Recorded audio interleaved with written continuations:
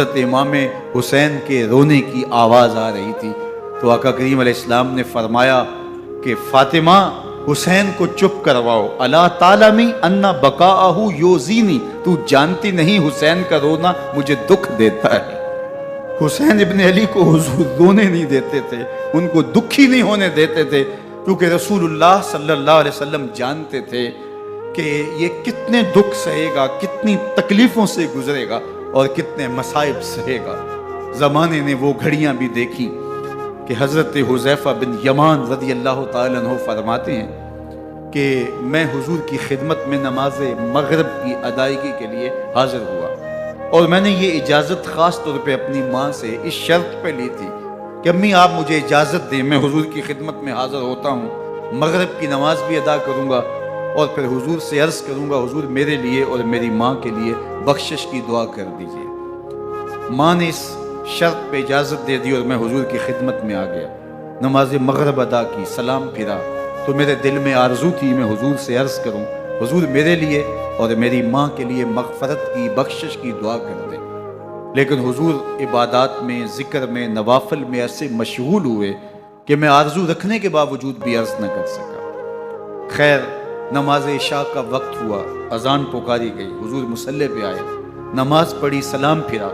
تو میرے دل میں پھر خیال آیا کہ ماں سے ایک نماز کی چھٹی لی تھی، نمازیں بھی 2 ہو گئیں، ماں نے جاتے پوچھنا ہے حضور سے میرے لیے اور اپنے لیے مغفرت کی، بخشش کی دعا کروائی تھی تو کیا جواب دوں گا؟ اور حضور اٹھے اور کاشانہ اقدس کی طرف چل دیے۔ اب میرے دل میں یہ خیال رہ کے آ رہا تھا کہ ماں کو کیا جواب دوں گا، میں تو حضور سے بخشش و مغفرت کی دعا کروا ہی نہیں سکا۔ جب حضور چل پڑے تو غیر ارادی طور پہ میں بھی حضور کے پیچھے چل پڑا، چلنے میں تھوڑی سی رفتار تیز ہو گئی جس سے قدموں کی آہٹ پیدا ہوئی، تو جب آواز پیدا ہوئی تو حضور نے رخ پھیرے بغیر فرمایا من ھذا، میرے پیچھے پیچھے کون آ رہا ہے؟ پھر خود ہی کہا حذیفہ تو نہیں؟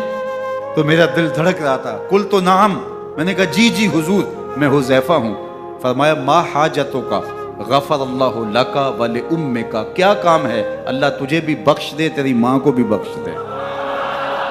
اب جو کام تھا وہ جنبش لب سے پہلے ہی ہو گیا، یہاں تو لفظوں کا سہارا بھی نہیں لینا پڑتا، وہ بند لبوں کی بولیاں بھی سنتے ہیں۔ اقبال بولا ہے فروغت صبح آثار و دہور، چشم تو بھی نندائے ما فی الصدور، تیری نظر تو سینوں کے چھپے راز بھی دیکھتی۔ تو کہا ما حاجتوں کا غفر اللہ لک ولأمک، اللہ تجھے بخش دے، تیری ماں کی بھی مغفرت کر دے، کیا کام ہے؟ اب جو کام تھا وہ تو ہو گیا۔ تو میرے حضور نے ارشاد فرمایا حذیفہ سنو، ابھی ایک فرشتہ آیا ہے جو اس سے قبل دھرتی پر پہلے کبھی نہیں آیا، آج پہلی مرتبہ اللہ سے اجازت لے کے 2 کام کرنے آیا ہے، ایک تو مجھے سلام کرنے آیا ہے اور دوسرا خوشخبری دینے آیا ہے کہ آپ کی بیٹی فاطمہ جنتی عورتوں کی سردار ہے اور حسن اور حسین جنتی جوانوں کے سردار۔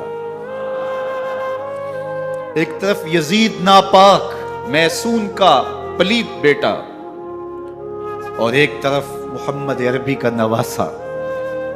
فاطمہ کے دودھ کا اثر، علی المرتضیٰ کے خون کی تاثیر، رسول اللہ صلی اللہ علیہ وسلم کے کندھوں پہ بیٹھنے والا۔ ایک دن حضور نے امام حسین رضی اللہ تعالیٰ عنہ کے ہاتھ پکڑ لیے اور ان کے پاؤں اپنے پاؤں پہ رکھے اور پھر فرمایا بیٹے آگے بڑھو، اور ان کے پاؤں حضور کی پنڈلیوں پہ آئے، پھر کہا بیٹے اور آگے بڑھو، حتیٰ کہ ان کے پاؤں حضور کی رانوں پہ آئے، پھر فرمایا بیٹا اور آگے بڑھو، تو ان کے پاؤں حضور کے مبارک بطن اقدس پہ آئے، پھر بازوں کو کھینچ کے اپنے قریب کیا اور حسین ابن علی کے منہ میں اپنی زبان رکھ دی، اور وہ اس طرح چوس رہے تھے جس طرح کھجور چوسی جاتی۔ تو اللہ کے محبوب علیہ السلام نے حسین ابن علی کو